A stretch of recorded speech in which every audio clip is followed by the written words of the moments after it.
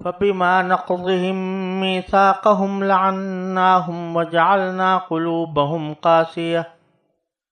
يحرفون الكلم عن مواضعه ونسوا حظا مما ذكروا به ولا تزال تطلع على خائنة منهم إلا قليلا منهم فاعف عنهم واصفح إن الله يحب المحسنين ومن الذين قالوا إنا نصارى أخذنا ميثاقهم فنسوا حظا مما ذكروا به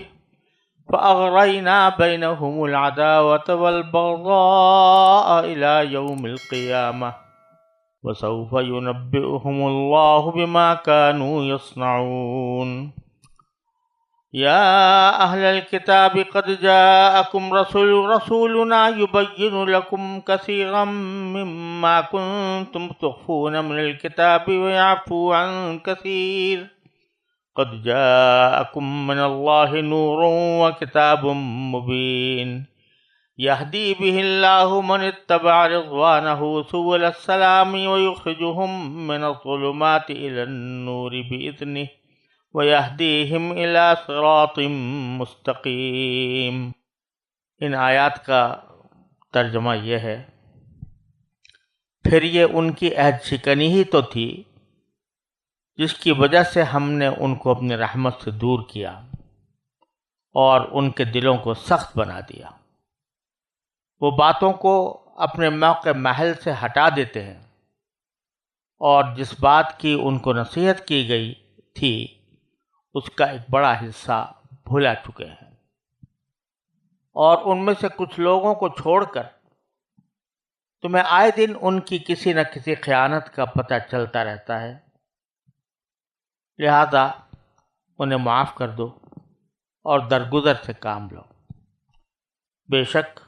اللہ احسان کرنے والوں کو پسند کرتا ہے۔ اور جن لوگوں نے کہا تھا کہ ہم نصرانی ہیں، ان سے بھی ہم نے عہد لیا تھا، پھر جس چیز کی ان کو نصیحت کی گئی تھی اس کا ایک بڑا حصہ وہ بھلا بیٹھے، چنانچہ ہم نے ان کے درمیان قیامت کے دن تک کے لیے دشمنی اور بغض پیدا کر دیا، اور اللہ انہیں عنقریب بتا دے گا کہ وہ کیا کچھ کرتے رہے ہیں۔ اے اہل کتاب، تمہارے پاس ہمارے یہ پیغمبر آ گئے ہیں جو کتاب یعنی تورات اور انجیل کی بہت سی ان باتوں کو کھول کھول کر بیان کرتے ہیں جو تم چھپایا کرتے ہو، اور بہت سی باتوں سے درگزر کر جاتے ہیں۔ تمہارے پاس اللہ کی طرف سے ایک روشنی آئی ہے اور ایک ایسی کتاب جو حق کو واضح کر دینے والی ہے، جس کے ذریعے اللہ ان لوگوں کو سلامتی کے راہیں دکھاتا ہے جو اس کی خوشنودی کے طالب ہے، اور انہیں اپنے حکم سے اندھیریوں سے نکال کر روشنی کی طرف لاتا ہے، اور انہیں سیدھے راستے کی ہدایت عطا فرماتا ہے۔ جیسا کہ پہلے عرض کیا تھا کہ پچھلی آیتوں میں اللہ تبارک و تعالی نے بنی اسرائیل سے عہد لینے کا تذکرہ فرمایا تھا۔ اب اللہ تبارک و تعالی فرماتے ہیں کہ اس عہد کے باوجود جو ان سے لیا گیا تھا، انہوں نے اس عہد کو توڑا۔ کس طرح توڑا وہ آگے بیان آ رہا ہے، لیکن پہلے فرمایا کہ ان کے عہد توڑنے کی وجہ سے ہی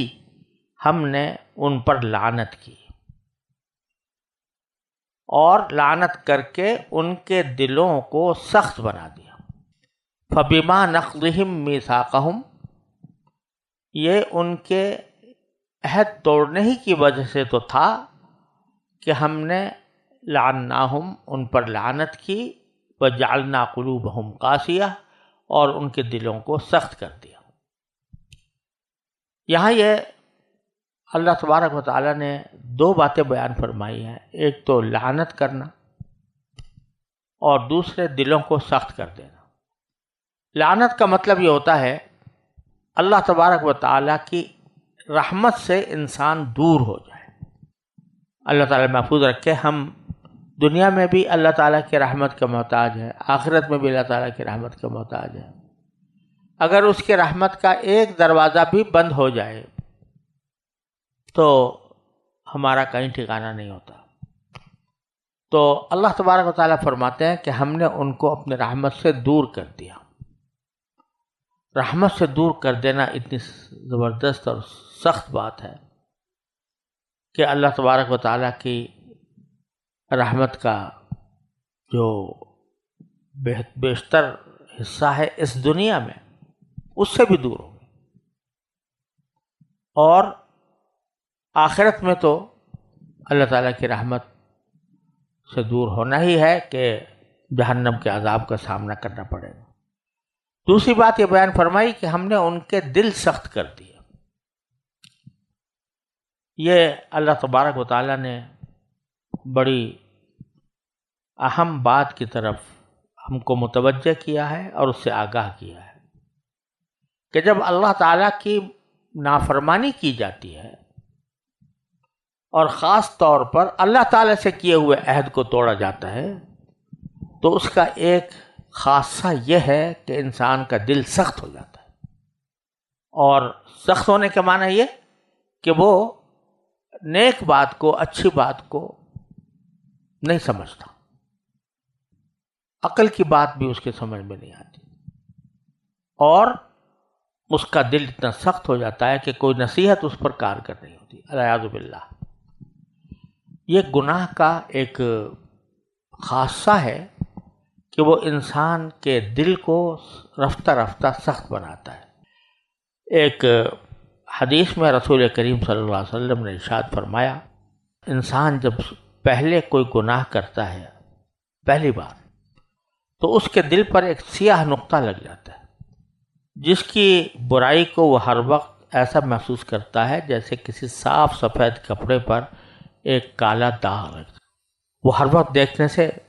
انسان کو تکلیف ہوتی ہے۔ پھر اگر اس نے متنبہ ہو کر توبہ کر لی اور آئندہ گناہ سے باز آ گیا تو وہ نقطہ جو اس کے دل پر لگا تھا وہ مٹا دیا جاتا ہے، اور اگر اس نے پرواہ نہ کی بلکہ دوسرے گناہوں میں مبتلا ہوتا چلا گیا تو ہر گناہ پر ایک نقطہ سیاہ کا اضافہ ہو جائے گا، یہاں تک کہ اس کے دل کا صفحہ ان نقطوں سے بالکل سیاہ ہو جائے گا۔ اس کے قلب کی اس وقت یہ حالت ہو جائے گی جیسے کوئی برتن اوندھا رکھا ہو کہ اس میں کوئی چیز ڈالی جائے تو فوراً باہر آ جاتی ہے،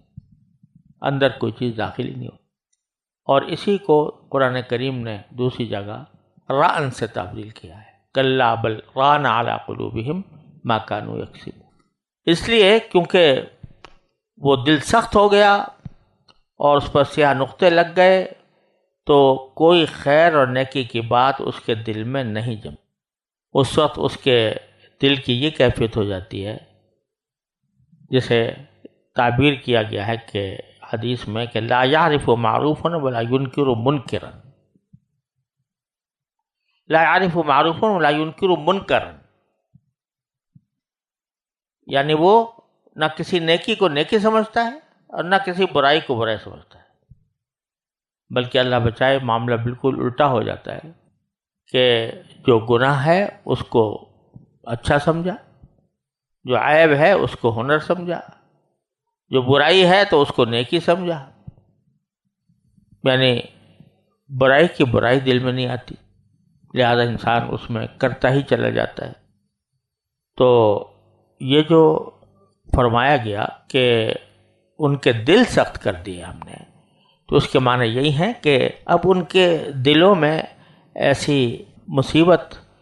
آ گئی ہے کہ وہ کسی اچھی بات کو اچھا نہیں سمجھتے، کسی برائی کو برا نہیں سمجھتے۔ اور یہ ایک بزرگوں نے تجربہ بھی بتایا ہے اور اس کو اس طرح تعبیر بھی کیا ہے کہ ان من جزاء الحسنۃ الحسنۃ بعدها وان من جزاء السیئۃ السیئۃ بعدها، کہ کوئی آدمی اگر کوئی نیکی کرتا ہے تو اس کا نقد بدلہ اس کو دنیا ہی میں اس طرح ملتا ہے کہ اس کے بعد کسی اور نیکی کی بھی توفیق ہوتی ہے۔ نیکی جو ہے وہ دوسری نیکی کو کھینچتی ہے،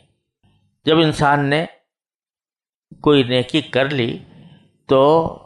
وہ نیکی خود اس کو آمادہ کرے گی کہ وہ کوئی دوسری نیکی کر لے. فرض کرو کہ کسی آدمی نے صرف وضو کیا، یہ خیال کر کے کہ وضو کرنے سے گناہ معاف ہوتے ہیں. اب وضو کر کے خود بخود دل میں داعیہ پیدا ہوگا کہ جب وضو کیا تو نماز بھی پڑھ لوں. تو نیکی نیکی کو کھینچ رہی ہے، یہ نیکی کا خاصہ ہے. اور برائی برائی کو کھینچتی ہے. برائی کا نقصان دنیا میں یہ ملتا ہے کہ انسان دوسری برائی کی طرف چلا جاتا ہے. اللہ بچائے، جب تک انسان گناہوں سے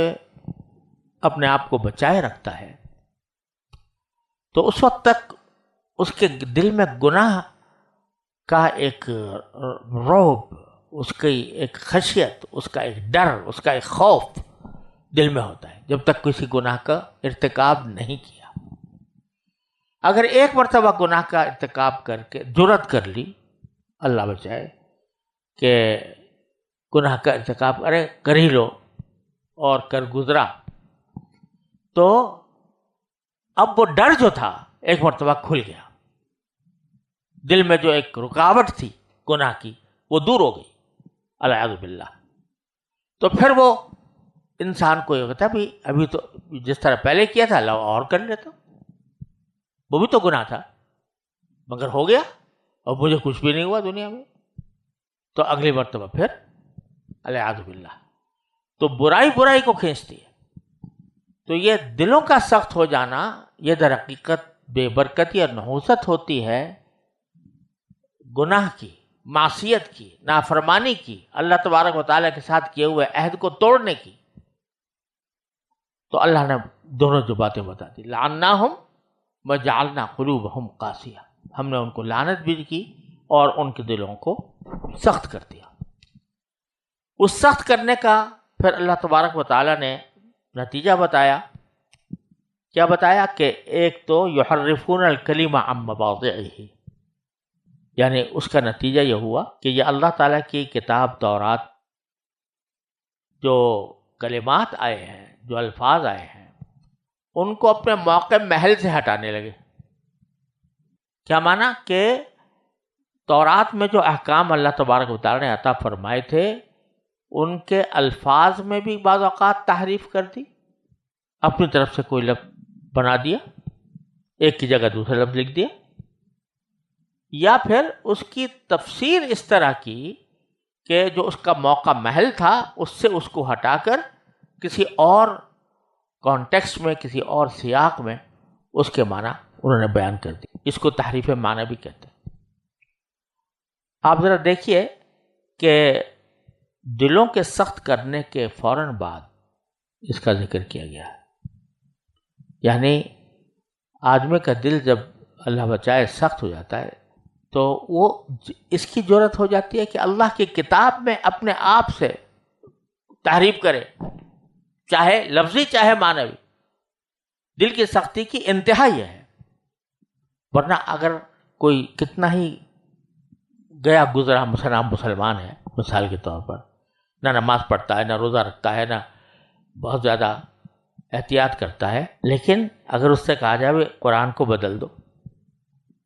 مر جائے گا لیکن نہیں کرے گا. لیکن جب اللہ بچائے دل سخت ہو جائے اور برائی برائی نہ رہے، اچھائی اچھائی نہ رہے، تو پھر آدمی اس حد تک پہنچ جاتا ہے کہ اللہ کی کتاب میں تبدیلی کرنا شروع کر دیتا ہے. یحرفون الکلم عن مواضعہ، اس کے موقع محل سے الفاظ کو ہٹا دیتے، یعنی اپنے طرف سے لفظ بڑھانا گھٹانا یہ بھی کرتے ہیں، اور اس کی معنی کی تفسیر میں الٹ پلٹ کرنا یہ بھی کرتے ہیں. اور دونوں چیزیں ثابت ہیں یہودیوں کی طرف سے تورات کے اندر. اول تو تورات جس کو آج کہا جا رہا ہے اس کی کوئی سند متصل موجود نہیں ہے، بلکہ آخری جو گرتی پڑتی سند ہے وہ جا کے بخت نصر کے زمانے کی میں جو بیت المقدس ویران ہوا تھا تو اس وقت کہتے ہیں ایک کاہن کو کہیں سے پڑی ہوئی مل گئی تھی، اس نے گردوڑ جھاڑ کر اس کو کیا، بس اس کے بعد سے سب نے اسی کو مان لیا کہ تورات ہے۔ تو اول تو وہ تھی ہی غیر مستند، لیکن اس کے اندر انہوں نے اس غیر مستند کے اندر بھی اپنی تحریفات شامل کر دیں، جس کی تفصیل حضرت مولانا رحمۃ اللہ صاحب کیرانوی رحمۃ اللہ علیہ نے اظہار الحق میں بیان فرمائی ہے، اور وہ میری شرح اور تعلیق کے ساتھ بائبل سے قرآن تک کے نام سے شائع ہوئی ہے، اس میں دیکھا جا سکتا ہے۔ تو ایک بات تو یہ بتائی کہ دل کے سخت ہونے کے نتیجے میں انہوں نے اللہ کی کتاب میں تحریف کرنی شروع کر دی۔ وَنَسُوا حَظًّا مِّمَّا ذُكِّرُوا بِهِ، اور وہ بھول گئے نفع اٹھانا اس چیز سے جس کی ان کو نصیحت کی گئی تھی۔ عجیب تعبیر استعمال فرمائی اللہ تبارک و تعالیٰ نے یہاں پر۔ یہ کہا جا سکتا تھا کہ بھئی جو کچھ ان کو نصیحت کی گئی تھی انہوں نے اس کے خلاف کیا، اس کی اطاعت نہیں کی، لیکن یہاں فرمایا کہ وہ نسوا حظا مما ذکروا بہ، یعنی کہ وہ جس بات کی ان کو نصیحت کی گئی تھی اس کا ایک بڑا حصہ وہ بھلا چکے ہیں۔ یعنی اشارہ اس طرف کیا جا رہا ہے کہ جو نصیحت ان کو کی گئی تھی اگر اس پر وہ عمل کرتے تو ان کو ایک حظ نصیب ہوتا، ان کو ایک فائدہ ہوتا، ایک نفع ہوتا۔ حظ کا لفظ استعمال کیا ہے، حظ کے معنی ہوتا ہے لطف اندوز ہونا کسی چیز سے، کسی کا مزہ اٹھانا۔ تو ہم نے جو نصیحت ان کو کی تھی وہ ایسی تھی کہ اگر اس پر وہ صحیح عمل کرتے تو وہ یقیناً اس سے نفع اٹھاتے۔ کیوں بھائی یہاں روکنا چاہیے؟ تو جو نصیحت ان کو کی گئی تھی اگر وہ اس پر عمل کرتے تو اس سے ان کو حظ حاصل ہوتا۔ یہ جو نصیحت پر عمل کرنے میں وہ سوچ رہے تھے کہ ہمیں کوئی تکلیف ہوگی، کوئی دقت ہوگی، کوئی پریشانی ہوگی، تو اللہ تبارک و تعالیٰ فرماتے ہیں کہ انہوں نے نفع اٹھانا تھا لیکن بیوقوفوں نے سمجھا کہ اسے تکلیف ہوگی تو وہ بھول گئے ان نصیحتوں کو جو، اور نصیحت سے جو فائدہ ان کو اٹھانا تھا اس کو بھول گئے، اس کو بھلا دیا۔ نتیجہ یہ کہ نہ خدا ہی ملا نہ وصال صنم، یعنی نہ تو اللہ تعالیٰ کی اطاعت نصیب ہوئی اور اطاعت کے نتیجے میں جو حظ حاصل ہونا تھا وہ بھی اس سے بھی وہ محروم ہو گئے۔ اور پھر نبی کریم سرورت عالم صلی اللہ علیہ وسلم سے خطاب کر کے باری تعالیٰ فرماتے ہیں کہ وَلَا تَزَالُ تَطَّلِعُ عَلَى خَائِنَةٍ مِّنْهُمْ إِلَّا قَلِيلًا مِّنْهُمْ۔ رسول کریم صلی اللہ علیہ وسلم سے خطاب ہے کہ تمہیں آئے دن ان کی کسی نہ کسی خیانت کا پتہ چلتا رہتا ہے، کچھ لوگوں کو چھوڑ کر، الا قلیلا منہم، یعنی اکثر بنی اسرائیل جو رسول کریم صلی اللہ علیہ وسلم کے زمانے میں موجود تھے ان کے بارے میں فرمایا جا رہا ہے کہ اکثر و بیشتر ان لوگوں کی خیانتیں تو آپ کے علم میں آتی رہتی ہیں، اب بھی ان کا سلسلہ خیانتوں کا جاری ہے اور بدعہدی ان کی چل رہی ہے، تو کبھی نہ کبھی آپ کو کچھ نہ کچھ ان کے بارے میں پتہ چلتا رہتا ہے کہ انہوں نے کہاں کہاں خیانت کی۔ البتہ کچھ لوگ ہیں الا قلیلا منہم کہ ان کو چھوڑ دو، ان کی یہ حالت نہیں ہے جیسے کہ وہ حضرات بنی اسرائیل جو نبی کریم صلی اللہ علیہ وسلم پر واقعتاً ایمان لے آئے تھے، جیسے حضرت عبداللہ بن سلام رضی اللہ تعالیٰ عنہ، تو ان کی طرف سے کوئی خیانت سامنے نہیں آتی۔ اور پھر عجیب بات فرمائی کہ ساری جتنی باتیں ہیں ان کی خرابیاں، لعنت ان پر ہوئی، دل ان کے سخت ہوئے، اللہ تعالیٰ نے جو نصیحتیں کی تھی ان کو وہ بھول گئے، اب بھی ان کی خیانتوں کا سلسلہ جاری ہے اور رسول کریم صلی اللہ علیہ وسلم کے سامنے وہ خیانتیں آتی رہتی ہیں۔ اس کا تقاضا تو یہ تھا کہ آپ کو یہ حکم دیا جاتا کہ بھائی ان کو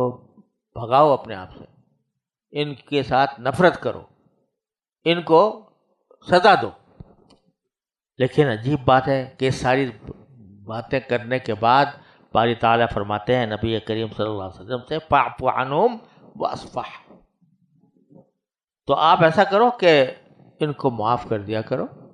اور ان سے درگزر کرو۔ اتنی سخت نافرمانیاں ذکر کرنے کے بعد رسول کریم صلی اللہ علیہ وسلم کو یہ حکم آ رہا ہے کہ تم معاف کر دو، درگزر کرو۔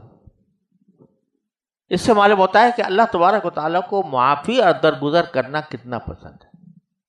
مطلب اس کا یہ ہے کہ جو کچھ ان کو سزا ملنی مقدر ہے وہ تو ملے گی آخرت میں انشاءاللہ، لیکن دنیا میں ابھی تم ان کے ساتھ کوئی سختی کا معاملہ نہ کرو، بلکہ ان کے ساتھ عفو و درگزر سے کام لو۔ اس کا ایک فائدہ یہ ہوگا کہ کتنا ہی آدمی شریر ہو، شیطان صفت ہو، ظالم ہو، اگر کوئی شخص اس کے ساتھ نرمی اور عفو و درگزر کا معاملہ کرتا ہے تو اس کا دل کچھ نرم ہونے کے ہو جاتا ہے اور وہ قریب آنے لگتا ہے۔ قریب آتا ہے تو کوئی حق بات سن بھی لیتا ہے، اور حق بات سن لیتا ہے تو کبھی کبھی وہ اثر بھی کر جاتی ہے۔ قرآن کریم نے فرمایا کہ تم اپنے کسی دشمن کو دشمنی کا جواب دشمنی سے نہ دو، ادفع باللتی ہی احسن، اچھائی سے دفاع کرو، تو کیا ہوگا؟ فإذا الذی بینک وبینہ عداوۃ کأنہ ولی حمیم، جس کے ساتھ تمہاری دشمنی ہے وہ تمہارا جگری دوست جیسا بن جائے گا۔ تو ایک طرف تو اس سے فائدہ یہ ہے فاعف عنہم واصفح سے کہ آپ کی کہ جو اخلاق حسنہ ہیں ان کی معراج ظاہر ہوگی کہ اتنی نافرمانیوں کے باوجود رسول کریم صلی اللہ علیہ وسلم عفو و درگزر سے کام لے رہے ہیں، تو اس کا اثر ذرا بھی اگر کسی کے اندر احساس ہوگا تو کچھ اثر ہوگا اس کا، دوسرے لوگوں کو بھی یہ پتہ چلے گا کہ عفو و درگزر کتنی اچھی صفت ہے۔ یہ اصل میں بعد میں جب ان کی شرارتیں انتہا کو پہنچ گئیں اور یہاں تک کہ نبی کریم صلی اللہ علیہ وسلم کی معاذ اللہ قتل کی سازشیں انہوں نے تیار کی تو پھر ان کو جلا وطن کیا گیا تھا، لیکن شروع میں ان کے ساتھ عفو و درگزر کا معاملہ کرنے کی تلقین کی گئی تھی، اور یہ بھی فرما دیا کہ ان اللہ یحب المحسنین، عفو و درگزر کریں گے آپ تو یہ احسان ہوگا، اور اللہ تعالیٰ احسان کرنے والوں کو بہت پسند کرتا ہے۔ پھر فرمایا من الذین قالوا انا نصارى، یہ تو یہودیوں کا حال تھا، اور اب ان لوگوں کا دیکھ لو جنہوں نے اپنے آپ کو نصرانی کہا ہے، ان سے بھی ہم نے میثاق لیا تھا، اخذنا میثاقہم، ان کا بھی یہی معاملہ ہوا کہ فنسوا حظا مما ذکروا بہ، انہوں نے بھی بلا دیا اس نفع کو جو وہ حاصل کر سکتے تھے ان باتوں سے جن کی ان کو نصیحت کی گئی تھی، وہی بات جو یہودیوں کے لیے کہی گئی تھی وہی نصرانیوں کے لیے بھی کہی گئی۔ لیکن رسول کریم صلی اللہ علیہ وسلم کے سامنے اللہ تبارک و تعالیٰ بیان فرماتے ہیں کہ ان کے اس عمل کی وجہ سے، نصارہ کے اس عمل کی وجہ سے ہم نے کیا کیا کہ فَأَغْرَيْنَا بَيْنَهُ الْعَدَاوَةُ وَالْبَغْضَاءَ إِلَى يَوْمِ الْقِيَامَةِ، ہم نے ان کے درمیان آپس میں دشمنی اور بغض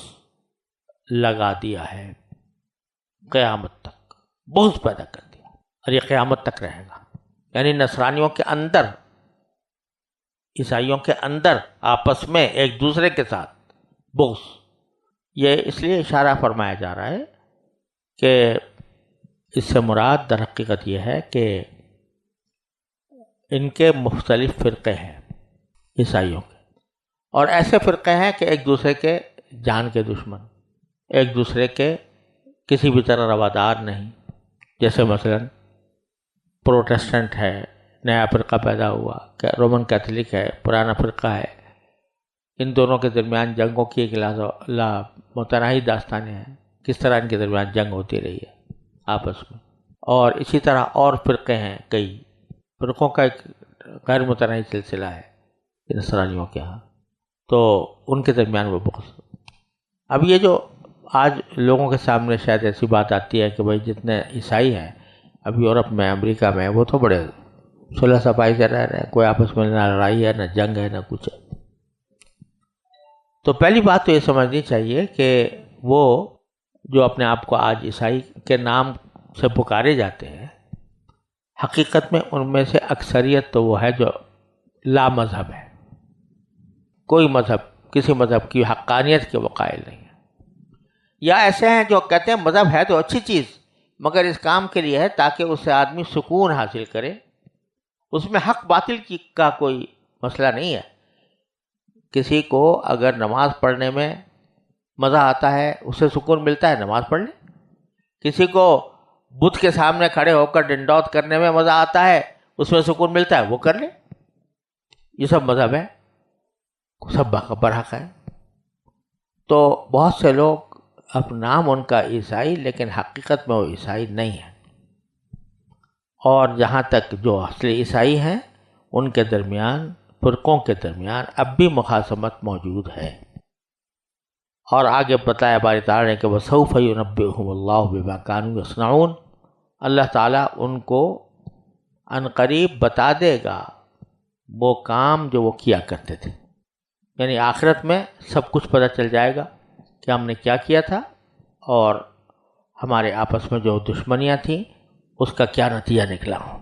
پھر اللہ تعالیٰ دونوں فریقوں کو، یہودی اور نصرانی جن کا بھی ذکر آیا تھا، تو ان کو محبت اور پیار سے دعوت دیتے ہیں، اسلام کی دعوت دیتے ہیں، کیا کہ اے اہل کتاب، یا اہل کتاب قد جاءکم رسولنا، دیکھو تمہارے پاس یہ ہمارے پیغمبر آ گئے، یبین لکم کثیرا مما کنتم تخفون من الکتاب، یہ پیغمبر ایسے آ گئے ہیں جو کتاب یعنی تورات اور انجیل کی بہت سی ان باتوں کو کھول کھول کر بیان کرتے ہیں جو تم چھپایا کرتے تھے۔ اب تو تم پر واضح ہو جانا چاہیے، تم نے کچھ جو چھپائی تھی باتیں، تحریف کی تھی، اب ہمارے رسول صلی اللہ علیہ وسلم نے تمہارے سامنے کھول کھول کر بیان کر دی کہ حقیقت کیا تھی۔ تو بہت سی باتیں تو کھول کھول کر بیان کر دیتے ہیں اللہ تبارک و تعالیٰ کے حکم سے لوگوں کو کہ دیکھو انہوں نے یہ گڑبڑ کی تھی، دیکھو تم نے یہ گڑبڑ کی تھی، تمہیں بتا دیتے ہیں۔ وَيَعْفُو عَنْ كَثِيرٍ، اور بہت سی باتوں سے تو درگزر ہی کر جاتے ہیں، یعنی ساری نہیں بتاتے، تمہاری ساری خرابیاں نہیں بتاتے، بلکہ موٹی موٹی خامیاں لوگوں کے سامنے واضح کر دیتے ہیں، اور تمہاری بہت سی چیزوں پر تو پردہ ڈال رکھا ہے۔ تو غنیمت سمجھو اس کو کہ یہ پیغمبر آئے ہیں تو ان کی بات کو سنو اور ان کی بات مانو۔ پھر فرمایا قد جاءکم من اللہ نور و کتاب مبین، تمہارے پاس اللہ تعالیٰ کی طرف سے ایک نور آ گیا ہے، روشنی آ گئی ہے، اور ایک ایسی کتاب آ گئی ہے جو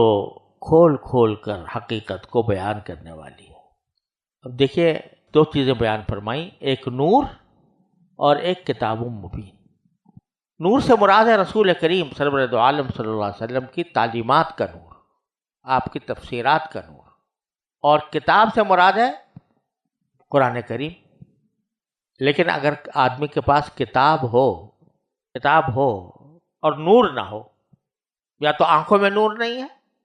یا ماحول میں نور نہیں ہے۔ کتاب بہترین ہے، اس میں بہترین باتیں لکھی ہوئی ہیں، لیکن اس سے انسان کوئی فائدہ نہیں اٹھا سکتا۔ کیوں نہیں اٹھا سکتا؟ کہ یا تو میری آنکھ میں نور نہیں ہے، اعوذ باللہ، یعنی میری بینائی نہیں ہے، نہیں فائدہ اٹھا سکتا، یا بینائی ہے